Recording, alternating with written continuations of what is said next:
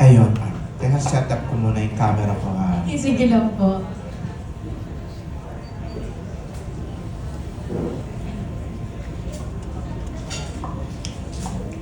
Napanood ko kasi yung pelikula mo with Andres at saka yung pelikula mo nung nakaraang Metro Manila Film Festival, yung Manila's Finest. Apo. Naging instant fan mo ako dahil ang husay-husay mo umarte. Salamat po. Sa totoo. Aware ka ba na mahusay kang umarte? Na magaling ka? Hindi po. Parang, kasi po, iniisip, kasi feeling ko lagi, meron akong kailangan laging i-improve.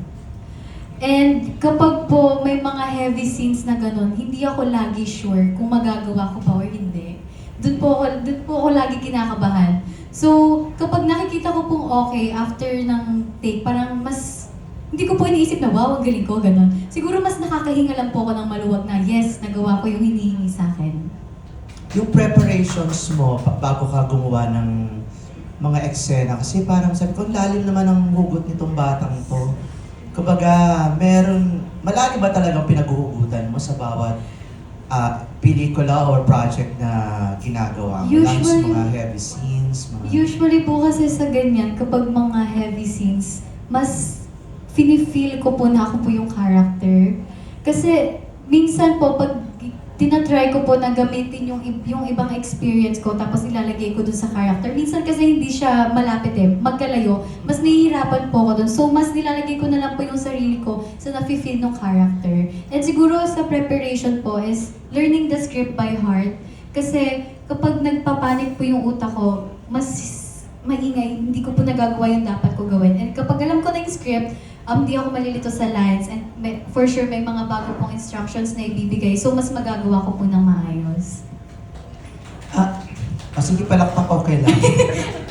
Ayun. Hindi kasi hindi ko alam kung sino ang pinakahuling big star na gumawa ng anthology. Pero alam ko, lahat ng mga gumagawa ng anthology, mga magagaling na artista. Ay, talaga po Yes, ba? Hilda Coronel, the late Nora Honor, and even Marisol Soriano, hindi ko alam si Vilma Santos gumawa na rin, and sino pa ba? Judy Santos yata sa yan.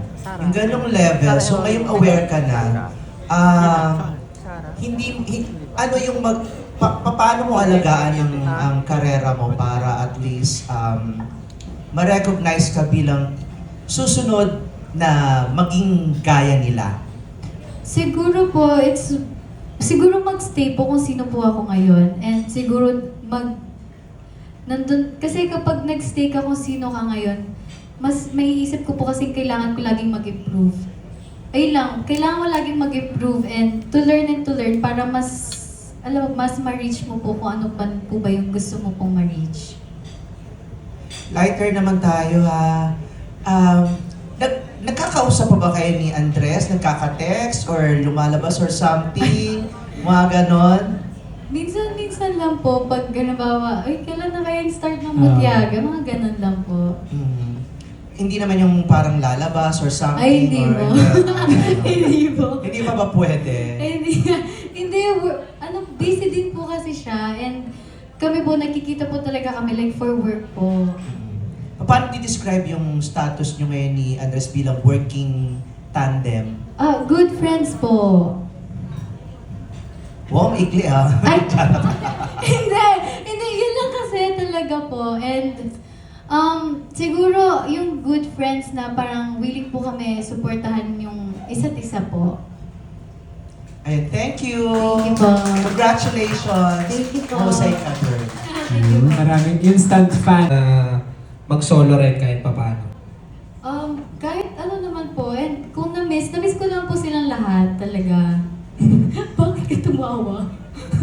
Hindi, totoo, na-miss ko po silang lahat kasi kapag po nag-shoot kami ng Mutya, syempre di ba po nakapagod, puyatan. Pero kapag kasama ko po yung mga cast ng Mutya, hindi ko po na-feel yung pagod pag nag-shoot po kami. So yun po yung pinaka-na-miss ko din. And sa mga, ano po ulit yung pangalawa po? Mas preferred ko rin bang mag-solo? Kahit ano po sa akin, kung ano po yung ibigay sa akin na project. Grateful ako, tatanggapin po yun. Thank you, Ashley. Thank you din po. Maraming salamat po, Sir Matt. Up next is a question from another